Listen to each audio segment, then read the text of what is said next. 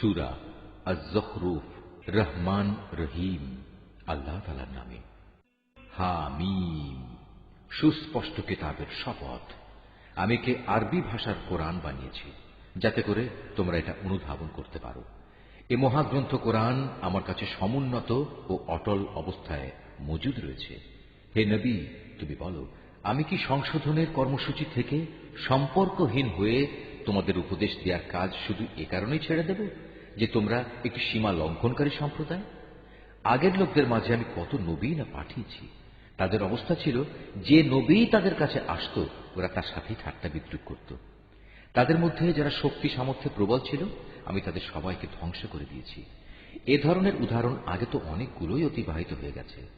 তুমি যদি ওদের জিজ্ঞেস করো আসমান সমূহ ও জমিন কে সৃষ্টি করেছেন, তবে তারা অবশ্যই বলবে, এগুলো তো সবই পরাক্রমশালী ও সর্বজ্ঞ আল্লাহ তাআলাই পয়দা করেছেন, যিনি তোমাদের জন্য পৃথিবীকে বিছানা সদৃশ করেছেন, তাতে পথঘাট বানিয়েছেন যাতে করে তোমরা গন্তব্যস্থলে পৌঁছতে পারো। তিনি আসমান থেকে পরিমাণ মতো পানি বর্ষণ করেছেন এবং তা দিয়ে মৃত ভূখণ্ডকে জীবন দান করেছেন। একইভাবে তোমরাও একদিন পুনরুত্থিত হবে। তিনি সব কিছুই জোড়ায় জোড়ায় পয়দা করেছেন। তিনি তোমাদের জন্য নৌকা ও চতুষ্পদ জন্তু বানিয়েছেন যেন তোমরা তার উপর আরোহণ করো, যাতে করে তোমরা তাদের পিঠে স্থির হয়ে বসতে পারো। সেগুলোর উপর সুস্থির হয়ে বসার পর তোমরা তোমাদের মালিকের অনুগ্রহের কথা স্মরণ করো এবং বলো, পবিত্র ও মহান তিনি, যিনি আমাদের জন্য একে বশীভূত করে দিয়েছেন। অন্যথায় আমরা তো তা বশীভূত করার কাজে সামর্থ্যবান ছিলাম না। আর নিঃসন্দেহে আমরা আমাদের মালিকের দিকেই ফিরে যাব। এ সত্ত্বেও এরা আল্লাহ তাআলার বান্দাদের মধ্যে থেকে কার জন্য তার সার্বভৌমত্বের কিছু অংশ দান করে? মানুষ স্পষ্টতই বড় অকৃতজ্ঞ। রুকু 2। আল্লাহ তাআলা কি তার নিজস্ব সৃষ্টি থেকে কন্যা সন্তানই বাছাই করেছেন আর তোমাদের জন্য মনোনীত করেছেন পুত্র সন্তান? অথচ যখন এদের কাউকে এসে কন্যা সন্তানের সুসংবাদ দেয়া হয়, যার বর্ণনা ওরা দয়াময় আল্লাহ তাআলার জন্য দিয়ে রেখেছে, তখন তার নিজের চেহারাই কালো হয়ে যায় এবং সে মনস্তাপকৃষ্ট হয়ে পড়ে। এ কি আশ্চর্য! কন্যা সন্তান যারা সাজ অলঙ্কারে লালিত পালিত হয়, যারা নিজেদের সমর্থনে যুক্তিতর্কের বেলায়ও অগ্রণী হতে পারে না, তাদেরই তারা আল্লাহ তাআলার জন্য রাখল। শুধু তাই নয়, এরা আল্লাহ তাআলার ফেরেশতাদেরও, যারা দয়াময় আল্লাহ তাআলার বান্দা মাত্র, নারী বলে স্থির করে নিল। ফেরেশতাদের সৃষ্টির সময় এরা কি সেখানে মজুদ ছিল যে তারা জানে এরা নর না নারী? তাদের এ দাবিগুলো ভালো করে লিখে রাখা হবে এবং কিয়ামতের দিন তাদের এ ব্যাপারে জিজ্ঞেস করা হবে। এরা আরো বলে, দয়াময় আল্লাহ তাআলা ইচ্ছা না করলে আমরা কখনো এ ফেরেশতাদের ইবাদত করতাম না। এদের কাছে আসলে এ ব্যাপারে কোনো জ্ঞানই নেই। এরা শুধু অনুমানের উপরই ভর করে চলে। আমি কি এর আগে তাদের অন্য কোনো কিতাব দিয়েছিলাম যা ওরা আজ আঁকড়ে ধরে আছে? কোন কিতাবের বদলে তারা বরং বলে, আমরা আমাদের বাপ দাদাদের এ মতাদর্শের অনুসারী হিসেবে পেয়েছি এবং আমরা তাদেরই পদাঙ্ক অনুসারী মাত্র। হে নবী, আমি তোমার আগে যখনই কোনো জনপদে এভাবে সতর্ককারী নবী পাঠিয়েছি, তখনই তাদের বিত্তশালীরা বলেছে, আমরা আমাদের বাপ দাদাদের এ মতাদর্শের অনুসারী হিসেবে পেয়েছি এবং আমরা তাদেরই পদাঙ্ক অনুসারী। হে নবী, তুমি বলো, যদি আমি তার চাইতে উৎকৃষ্ট পথ নির্দেশ তোমাদের কাছে নিয়ে আসি, যার উপর তোমরা তোমাদের বাপ দাদাদের পেয়েছ, তারপরেও তোমরা তাদের অনুসরণ করবে? তারা বলল, যে দিন দিয়ে তোমাকে পাঠানো হয়েছে আমরা তা প্রত্যাখ্যান করছি। অতএব আমি তাদের কাছ থেকে বিদ্রোহের প্রতিশোধ নিয়েছি। তুমি দেখে নাও মিথ্যাবাদীদের কি বিভৎস পরিণাম হয়েছিল।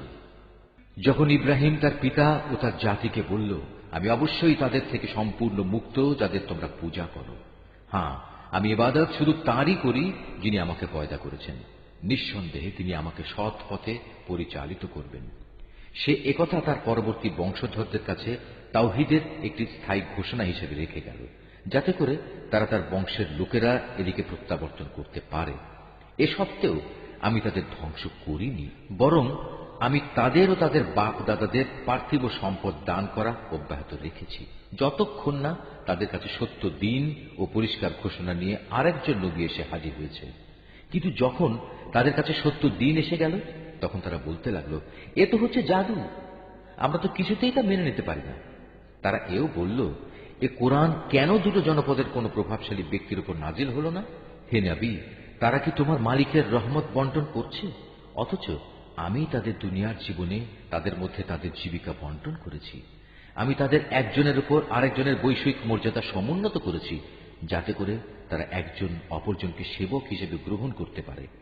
কিন্তু তোমার মালিকের রহমত অনেক উৎকৃষ্ট, তারা যেসব সম্পদ জমা করে তার চেয়ে বড়। যদি এ কথার আশঙ্কা না থাকত যে দুনিয়ার সব কয়টি মানুষ একই পথের অনুসারী হয়ে যাবে, তাহলে দয়াময় আল্লাহ তাআলার অস্বীকারী কাফেরদের ঘরের জন্য আমি রৌপ্য নির্মিত ছাদ ও সিঁড়ি বানিয়ে দিতাম, যার উপর দিয়ে তারা উঠত নামত। তাদের ঘরের জন্য সাজিয়ে দিতাম রৌপ্য নির্মিত দরজা ও পালঙ্ক, যার উপর তারা হেলান দিয়ে বসত। প্রয়োজনে তা স্বর্ণ নির্মিতও করে দিতে পারতাম। আসলে এর সব কয়টি জিনিসই তো হচ্ছে পার্থিব জীবনের ধন সম্পদ। আর হে নবী, আখিরাত ও তার সম্পদ তোমার মালিকের কাছে, একান্তভাবে তাদের জন্য যারা আল্লাহ তাআলাকে ভয় করে। যে ব্যক্তি দয়াময় আল্লাহ তাআলার স্মরণ থেকে মুখ ফিরিয়ে নেয়, আমি তার জন্য একটি শয়তান নিয়োজিত করে দিই, তারপর সেই সর্বক্ষণ তার সাথী হয়ে থাকে। তারাই অতঃপর তাদের আল্লাহ তাআলার পথ থেকে দূরে সরিয়ে রাখে, অথচ তারা নিজেরা মনে করে তারা বুঝি সঠিক পথের উপরই রয়েছে। যখন এই ব্যক্তি কিয়ামতের দিন আমার সামনে হাজির হবে, তখন তার সাথী শয়তানকে দেখে সে বলবে, হায়, কত ভালো হতো যদি আজ আমার ও তোমার মাঝে দুই উদয়াচলের ব্যবধান থাকত। তুমি কত নিকৃষ্ট সাথী ছিলে আমার। বলা হবে, যখন তোমরা শয়তানকে সাথীরূপে গ্রহণ করে নিজেদের উপর জুলুম করেছিলে, তখন আজও তোমরা এই আযাবে একজন আরেকজনের অংশীদার হয়ে থেকো। হে নবী, তুমি বলো, আজ এগুলো তোমাদের কোনো রকম উপকারই দেবে না। হে নবী, তুমি কি বধিরকে কিছু শোনাতে পারবে, অথবা পারবে কি পথ দেখাতে সে অন্ধকে, যে সুস্পষ্ট গুমরাহিতে নিমজ্জিত? অতঃপর আমি তোমাকে দুনিয়া থেকে উঠিয়ে নিয়ে গেলেও আমাকে এদের কাছ থেকে বিদ্রোহের প্রতিশোধ নিতে হবে, অথবা তোমার জীবদ্দশায় তোমাকে সে শাস্তির বিষয় দেখিয়ে দেই যেটার ওয়াদা আমি তাদের দিয়েছি, তাতেও এই প্রতিশোধ কেউ ঠেকাতে পারবে না। আমি অবশ্যই তাদের উপর প্রবল ক্ষমতায় ক্ষমতাবান। অতএব এই গ্রন্থ যা তোমার উপর ওহী করে পাঠানো হয়েছে তা শক্তভাবে আঁকড়ে ধরো। তুমি অবশ্যই সঠিক পথের উপর রয়েছ। নিঃসন্দেহে এ কোরআনটা তোমার ও তোমার জাতির জন্য উপদেশ। অচিরেই তোমাদের এই ব্যাপারে জিজ্ঞাসাবাদ করা হবে। হে নবী, তোমার আগে আমি যেসব রসুল পাঠিয়েছিলাম তুমি তাদের জিজ্ঞেস করে দেখো, আমি কি কখনো তাদের জন্য দয়াময় আল্লাহ তাআলা ছাড়া অন্য কোনো মাবুদ ঠিক করে দিয়েছিলাম যার আসলেই কোনো ইবাদত করা যেত?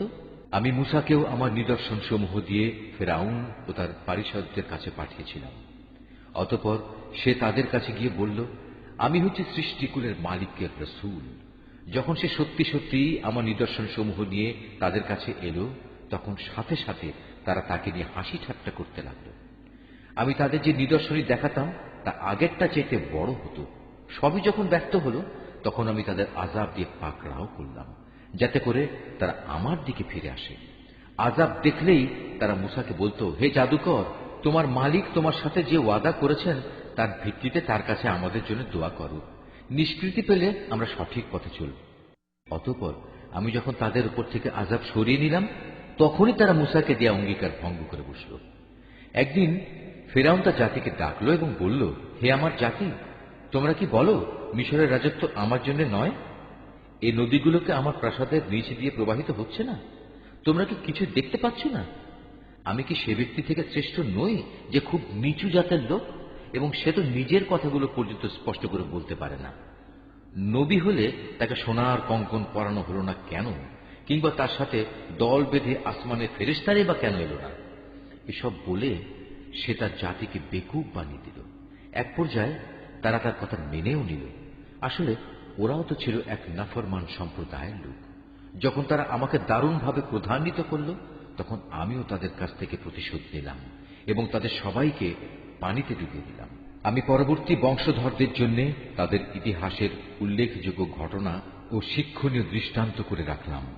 হে নবী, যখনই মারিয়াম পুত্রের উদাহরণ পেশ করা হয়, তখন সাথে সাথে তোমার সম্প্রদায়ের লোকেরা খুশিতে চিৎকার জুড়ে দেয়। তারা বলতে থাকে, আমাদের মাবুদরা ভালো না সে মারিয়াম পুত্র ঈসা ভালো? আসলে এরা কেবল বিতর্কের উদ্দেশ্যেই এসব কথা উপস্থাপন করে, বরং এরা তো কলহপরায়ণ জাতিই বটে। মূলত সে ছিল আমারই একজন বান্দা, যার উপর আমি অনুগ্রহ করেছিলাম। তাকে বনী ইসরায়েলদের জন্য আমি আমার কুদরতের একটা অনুকরণীয় আদর্শ বানিয়েছিলাম। আমি চাইলে তোমাদের বদলে ফেরেশতাদের পাঠাতাম। সে অবস্থায় তারাই দুনিয়ায় আমার প্রতিনিধিত্ব করত। সে মরিয়ম পুত্র ঈসা হবে মূলত কিয়ামতের একটি নিদর্শন। হে নবী, তুমি লোকদের বলো, তোমরা সে কিয়ামতের ব্যাপারে কখনো সন্দেহ পোষণ করো না। তোমরা আমার আনুগত্য করো, কেননা এটাই তোমাদের জন্য সহজ সরল পথ। শয়তান যেন কোনো অবস্থায় এ পথ থেকে তোমাদের বিচ্যুত করতে না পারে, সেদিকে বিশেষভাবে খেয়াল রেখো। নিঃসন্দেহে সে হচ্ছে তোমাদের প্রকাশ্য দুশমন। ঈসা যখন স্পষ্ট দলিল প্রমাণ নিয়ে এলো, তখন সে তার লোকদের বলল, আমি তোমাদের কাছে প্রজ্ঞা নিয়ে এসেছি এবং তোমরা যে আমার অবস্থান সম্পর্কে নানা মতবিরোধ করছো তা আমি তোমাদের স্পষ্ট করে বলে দেব। অতএব তোমরা আল্লাহ তাআলার আযাবকে ভয় করো এবং আমার কথা শোনো। আল্লাহ তাআলাই হচ্ছেন আমার মালিক, তোমাদেরও মালিক। অতএব তোমরা তাঁরই ইবাদত করো। এটাই হচ্ছে সরল পথ। এ সত্ত্বেও তাদের বিভিন্ন দল তাকে নিয়ে নিজেদের মধ্যে নানা মতানৈক্য সৃষ্টি করল। অতঃপর দুর্ভোগ ও কঠিন দিনের আযাব তাদের জন্যই, যারা অযথা বাড়াবাড়ি করল। তারা কি ফয়সালার জন্য কিয়ামতের ক্ষণটি আসার অপেক্ষা করছে? তা কিন্তু একদিন আকস্মিকভাবেই তাদের উপর এসে পড়বে এবং তারা টেরও পাবে না। সেদিন দুনিয়ার বন্ধুরা সবাই একে অপরের দুশমন হয়ে যাবে। অবশ্য যারা আল্লাহ তাআলাকে ভয় করেছে তাদের কথা আলাদা। সেদিন আমি পরেজগার বান্দাদের বলবো, হে আমার বান্দারা, আজ তোমাদের কোনো ডর ভয় নেই, না তোমরা আজ দুশ্চিন্তাগ্রস্ত হবে। এরা হচ্ছে সেসব লোক যারা দুনিয়াতে আমার আয়াতসমূহের উপর ঈমান এনেছে। মূলত তারা ছিল আমার অনুগত বান্দা। আমি আরো বলবো, তোমরা এবং তোমাদের সঙ্গী সঙ্গিনীরা জান্নাতে প্রবেশ করো। সেখানে তোমাদের সম্মানজনক মেহমানদারি করা হবে। সেখানে তাদের উপর সোনার থালা ও পান পাত্রের প্রচুর আনাগোনা চলবে। যা কিছুই তাদের মন চাইবে এবং যা কিছুই তাদের দৃষ্টিতে ভালো লাগবে তা সবই সেখানে মজুদ থাকবে। উপরন্তু তাদের বলা হবে, তোমরা এখানে চিরদিন থাকবে। আর এটা হচ্ছে সেই চিরস্থায়ী জান্নাত যার আজ তোমরা উত্তরাধিকারী হলে। এটা হচ্ছে তোমাদের সে নেক আমলের বিনিময় যা তোমরা দুনিয়ার জীবনে করে এসেছো। এখানে তোমাদের জন্য প্রচুর পরিমাণ ফল পাকড়া মজুদ থাকবে, যা থেকে তোমরা প্রাণ ভরে খেতে পারবে। অপরদিকে অপরাধীরা থাকবে জাহান্নামে। সেখানে তারা থাকবে চিরদিন। মুহূর্তের জন্যেও তার শাস্তি তাদের থেকে লঘু করা হবে না এবং একান্ত হতাশ হয়েই তারা সেখানে পড়ে থাকবে। এ আযাব দিয়ে কিন্তু আমি তাদের উপর মোটেই জুলুম করিনি, বরং তারা বিদ্রোহ করে নিজেরাই নিজেদের উপর জুলুম করেছে। ওরা জাহান্নামের প্রহরীকে ডেকে বলবে, ও হে প্রহরী, আজ তোমার প্রতিপালক যদি মৃত্যুর মাধ্যমে আমাদের ব্যাপারটা শেষ করে দিতেন তাহলেই ভালো হতো। সে প্রহরী বলবে, না, তা কিছুতেই হবার নয়। এভাবেই তোমাদের এখানে চিরকাল পড়ে থাকতে হবে। নবী বলবে, আমি অবশ্যই তোমাদের কাছে সত্য দিন নিয়ে এসেছিলাম, কিন্তু তোমাদের অধিকাংশ লোকই এ থেকে অনীহা প্রকাশ করেছিল। তারা কি নবীকে কষ্ট দেওয়ার পরিকল্পনা গ্রহণ করেই ফেলেছে? তাহলে তারা শুনুক, আমিও তাকে কষ্ট থেকে বাঁচানোর আমার পরিকল্পনা চূড়ান্ত করে রেখেছি। তারা কি ধরে নিয়েছে আমি তাদের গোপন কথা ও সলা পরামর্শ সমূহ শুনতে পাই না? অবশ্যই আমি তা শুনতে পাই। তাছাড়া আমার পাঠানো ফেরেশতা যারা তাদের ঘাড়ের পাশে বসে আছে তারাও তো সব লিখে রাখছে। হে নবী, তুমি এদের বলো, যদি দয়াময় আল্লাহ তাআলার কোনো সন্তান থাকত তাহলে আমি তার প্রথম ইবাদত গুজারদের মধ্যে অগ্রণী হতাম। আল্লাহ তাআলা অনেক পবিত্র। তিনি আসমান সমূহ ও জমিনের মালিক, মহান আরশের তিনি অধিপতি। এরা যা কিছু তার সম্পর্কে বলে তিনি তা থেকে পবিত্র। অতএব হে নবী, তুমি এদের সেদিন পর্যন্ত অর্থহীন কথাবার্তা ও খেলাধুলার মত্ত থাকতে দাও, যখন তারা সে কঠিন দিনটির সম্মুখীন হবে যার ওয়াদা বারবার তাদের কাছে করা হয়েছে। তিনি হচ্ছেন আসমানেও মাবুদ, জমিনেও মাবুদ।